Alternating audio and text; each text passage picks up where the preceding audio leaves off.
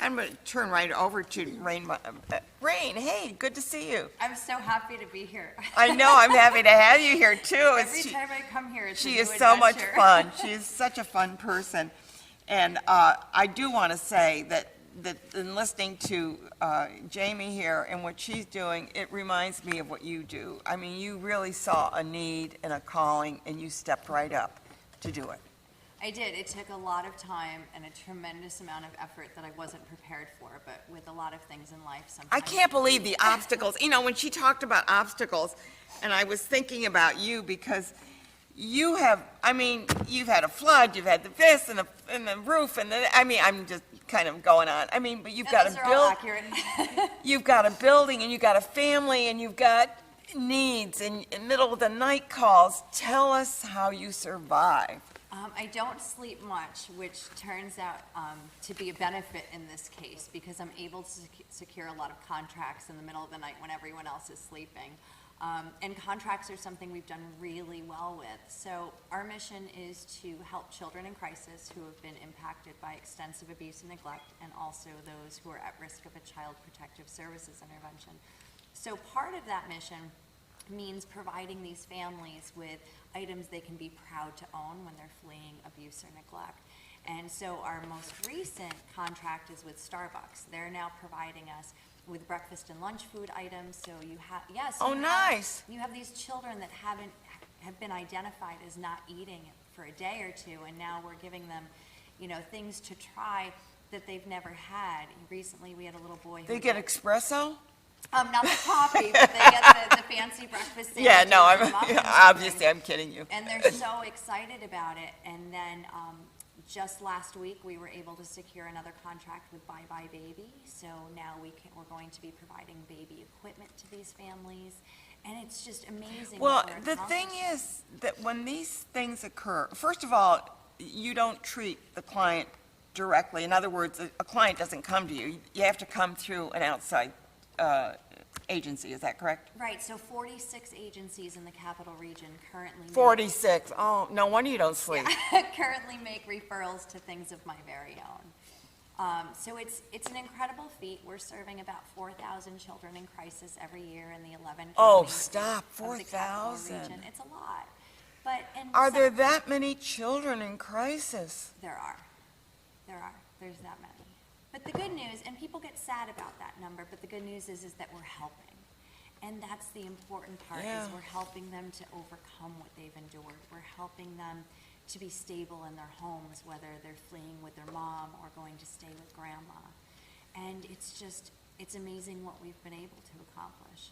Now, these are children that something has happened, that they need to get out, like, right now.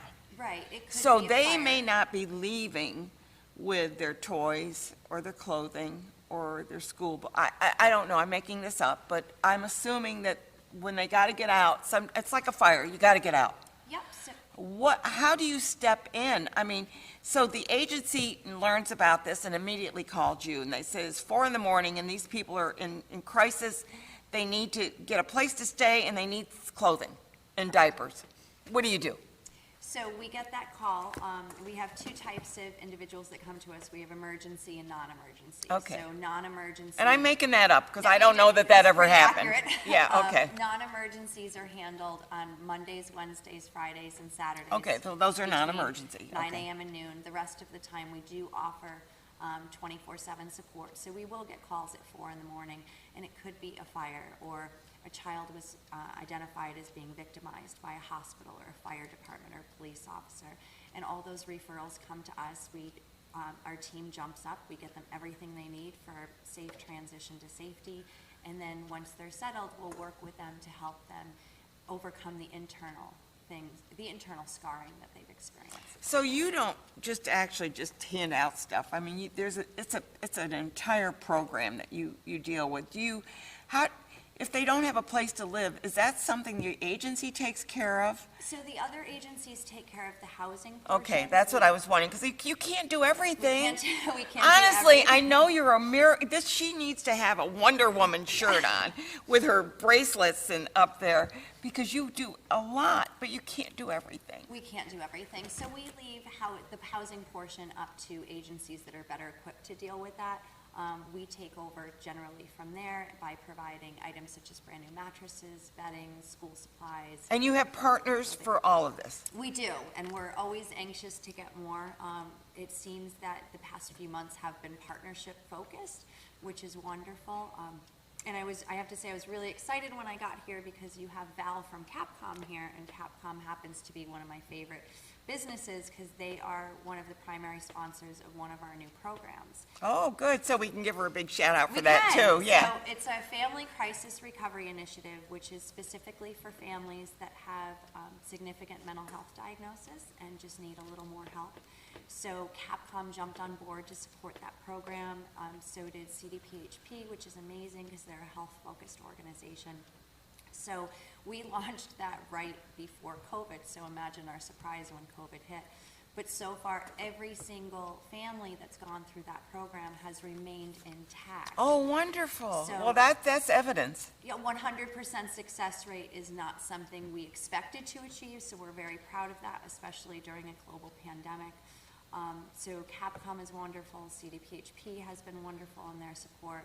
Val and I just met recently, and we've become buddies through this program. She's come out and volunteered as well. So it's been amazing. We've accomplished amazing things recently.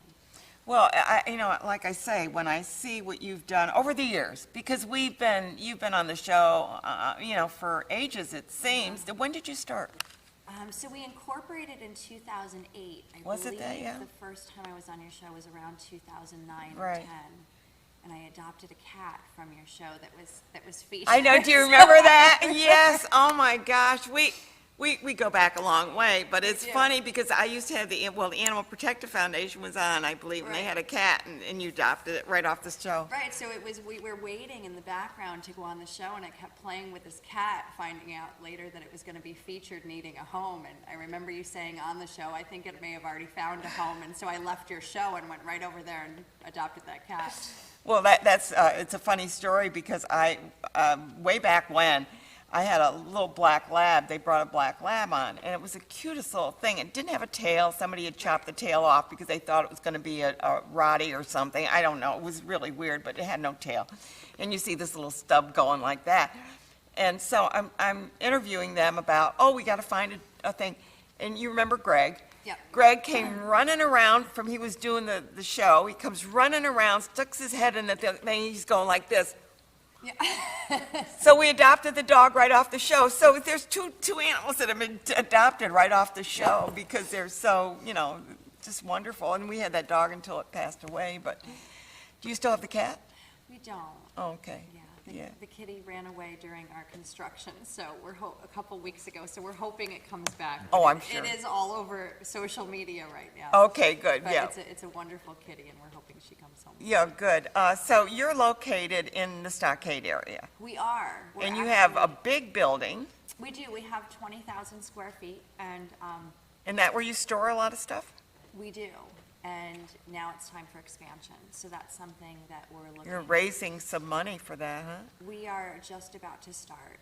So we're at the point now where we can stay where we are doing what we are, or we can expand. And we have had several organizations and locations reach out to us about expanding to their area or providing broader services to the capital region. So Oh, we're did you discussing that even now. envision this, Rayn? Did you even envision, when you had your first thought of doing this, did you envision the magnitude of what you're doing? I had no idea. I remember when I first started thinking someday we'd get really big and serve maybe 500 or 800 kids over a lifetime. And in our You do second- 4,000 a year. Yeah, in our second year, we had served 5,892, I believe was the number. That was 2010. So it just kept growing and growing, and then we scaled it back a little bit to give those specific families more items and more support, and that's what. Do we've you been ever working on. refuse any? We haven't yet.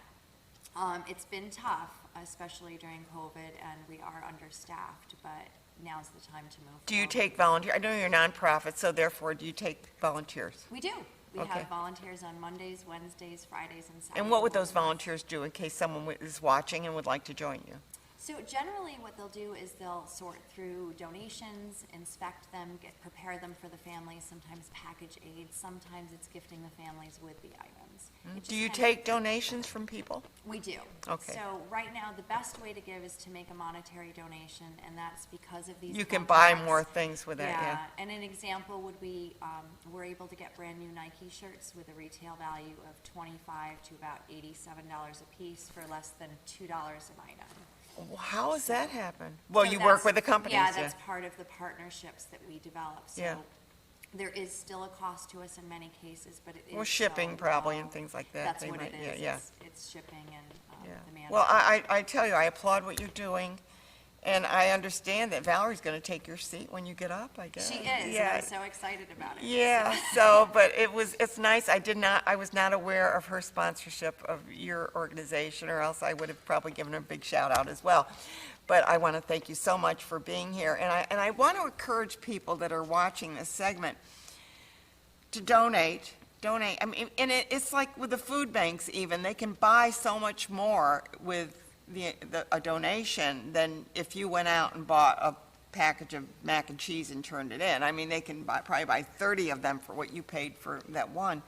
So, and Rayn is doing exactly the same thing, so a donation would be great. And you know what, I'd be watching to see what they're gonna do to expand, because maybe you can be part of that expansion. Maybe you can have a room named after your family or something, Absolutely. right? Dedications. Yeah. Thanks for being here. Thank Always you, good to Ann. see you. When you start your big fundraiser, let me know. Come on the Definitely. show.